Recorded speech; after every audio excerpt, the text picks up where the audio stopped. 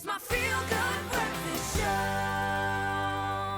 Welcome back to Feel Good Breakfast Show. This is Expresso and you're live in S3. As the scorching summer rolls around, our skin begins to experience a lot of changes. With excessive heat and humidity all day, your skin starts screaming for more protection. So it's essential that you up your skincare game right away to stay away from unwanted summer skin issues. Now, here to tell us exactly how to do that is Dr. Ilse Mori. Of course, we also can call her Mickey, and of course, Dr. Sian Wahid from Derma Clinic. Do you have any questions about skincare? In fact, I want you to throw it at us because we have the best type of panel to answer all of those. 063-408-8863.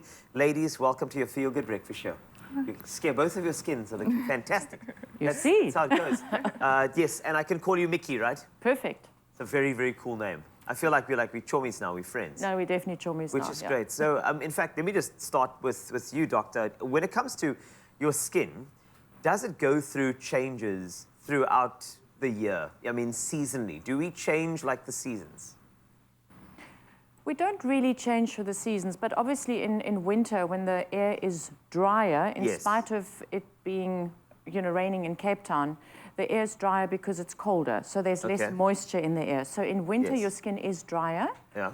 In summer, you tend to sweat more, and obviously then you exposed more to the sun, so there is a little bit of change. But yeah, so I think in winter you have to moisturize more than in summer, and in summer, obviously, you have to protect yourself against the sun more. It's quite unique because obviously winter's synonymous with moisture, and now you're thinking you don't need it, and now you actually have to have more moisture in the winter. That's so unique that you said that now, and broke a mold. It is quite weird. It is. But it's literally due to the temperature that less moisture is suspended in the air. Aha. In spite of it being rainy. Well, let's break it down. Dr. Sian, when those temperatures drop, and your skin responds to it, what actually happens? Is it a poor response? What's going on in your skin when the temperatures fluctuate? Okay, so when the temperatures are higher, you also have excess transepidermal water loss, and that can impact the skin moisture levels. Okay. And then you get more dehydrated. Yes. And your skin feels more dry. But also, if the temperatures are really high, you have increased oil gland production, and you get more oily. So wow. And of course, when you have dry skin also, and it's summer, and you're out and swimming in pools, chlorinated pools, that also contributes to dry skin.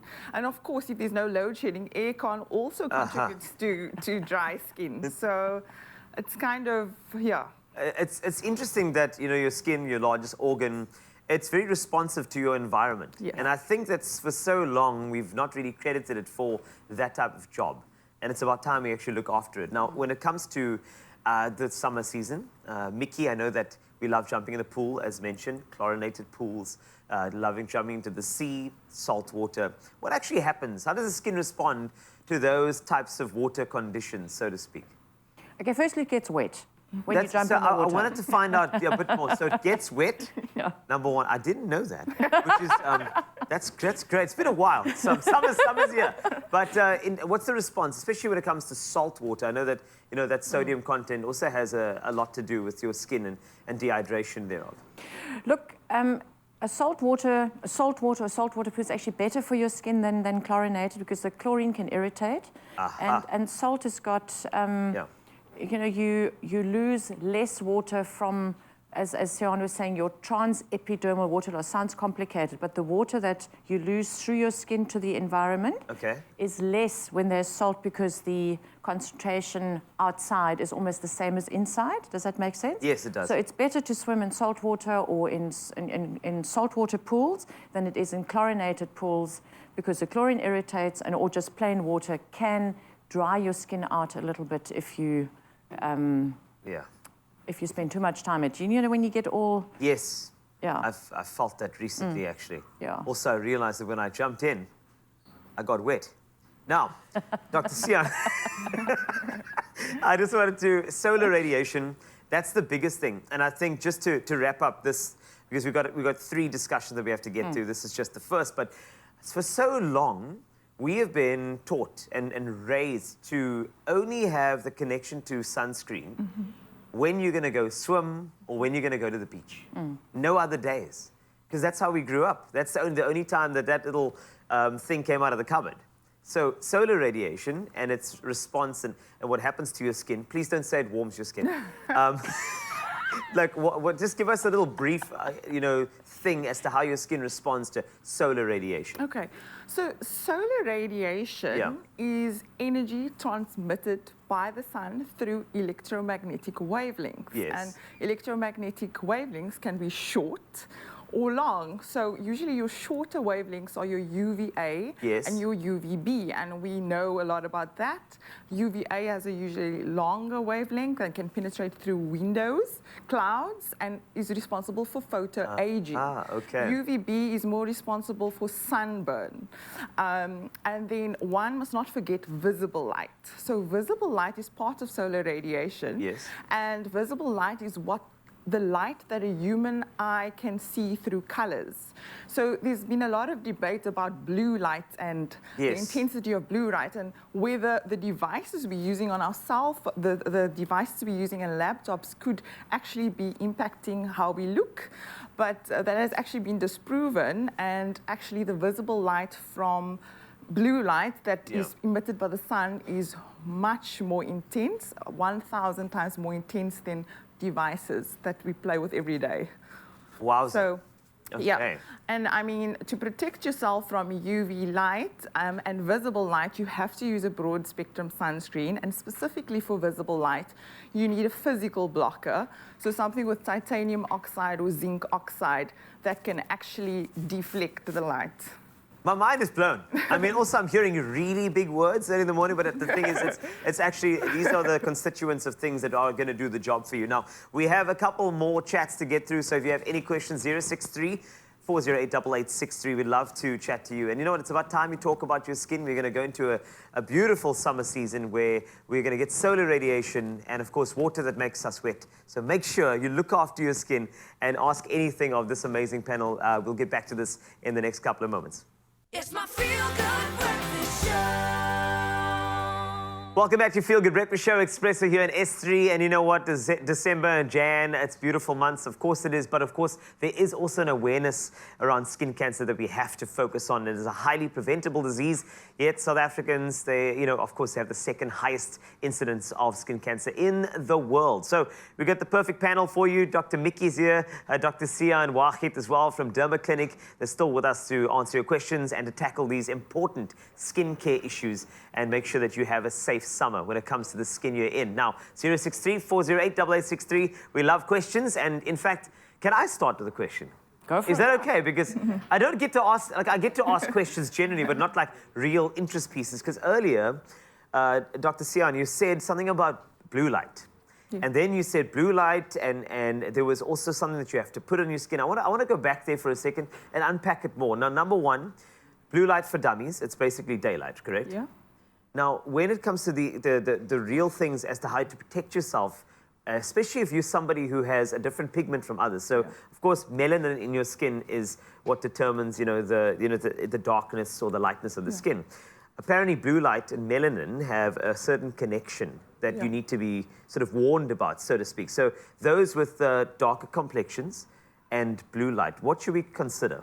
So, blue light is most important in the darker pigment individuals, and that's because it can increase the pigment. So in patients with melasma, it's most important. Blue light can affect your pigment in melasma and also in post-inflammatory hyperpigmentation after acne and scarring. Okay. So most important in those individuals, and therefore I said earlier on, important to protect with a physical blocker with the titanium oxide and the zinc oxide. So most importantly in the darker individuals, in the lighter individuals. I'm going to go back to melasma for those who dermatology for dummies. So once again, what would melasma be?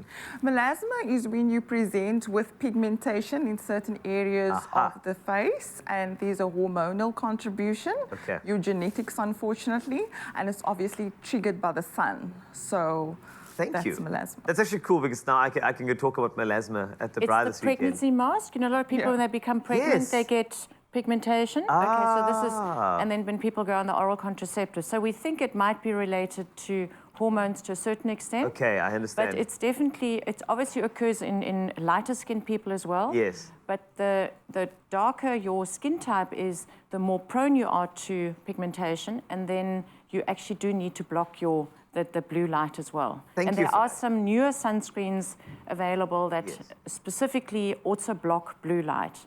So if you've got pigmentation on your face, be it from acne scarring or from pregnancy or from the pill or from cuts or whatever, go and find a sunscreen that protects you. It has, as Sian was saying, it's zinc and titanium dioxide, which are physical blockers, as well as a protection against blue light. There is a specific new chemical that does that as well. Of wisdom. Now, we do have a voice note coming through, so enough with my questions. Now I'm done. Celestia's got the next question, and panel, please take a listen. Hi, good morning. My name is Celestia, and I would just like to know, how do you treat an oily skin? I have problems with oil on my forehead, and I noticed on my cheeks as well. So how do I treat that? Wow. Okay. Well, I mean, obviously there's a variety of applications here, but just to answer Celestia, any ideas as to how to treat that? Well, is that now in relation to sun protection or just generally? Because I feel like generally. Generally. Okay, so generally, the worst thing to do for oily skin is to use stuff that dehydrates your skin. So because the more you wash with detergents, the more your skin will make more oil. So wiping the skin with just a gentle cleanser is the best thing. And depending on whether you actually have what we call seborrhea that comes from inside, where your grease-producing glands are producing too much oil, you actually need to take a medication that reduces the amount of oil, or you can use a prescription medication that can also reduce the amount of oil. But to use these harsh cleansers is the worst thing you can do. And then obviously use oil-free moisturizers and oil-free sunscreens, which are definitely available. Wow, that is fantastic. Well, for this little part of our conversation, we're going to wrap it up. But of course, the next time, we have to chat about skin cancer and that reality. So often we have an idea of skin cancer being a deterrent so that you can go out with sunscreen. But there's a lot more to it, and our panel of doctors will be chatting to you. And of course, you have questions, you can send it our way, 063-408-8863. It's all about your skin and protecting it for an amazing festive season. It's my feel-good breakfast show. It's your feel-good breakfast show. It's Expresso, and of course, you know what? The weekend's coming up. You're going to spend some time in the sun, I know, but we have to look after our skin. We've got the amazing panel, Dr. Mickey, who I've come to know, bestie now, we're friends, and then, of course, Dr. Sian, who's also here to answer any of your questions. Now, there were many questions that have come through, but I want to go straight into skin cancer. When it comes to skin cancer, number one is, let's scratch over what the causes of skin cancer. I'm going to leave that to you, Dr. Sian. What are the causes? Okay, the most important cause of skin cancer is obviously sunlight. UVB and cumulative dose of UVB as well causes skin cancer. So important to cover up, wear sunscreen, seek shade when you can. Obviously, there are other factors, like if you're immune suppressed, if you have a chronic scar, all of those can affect it, but the most important is the sun and sunburn. Sunburn.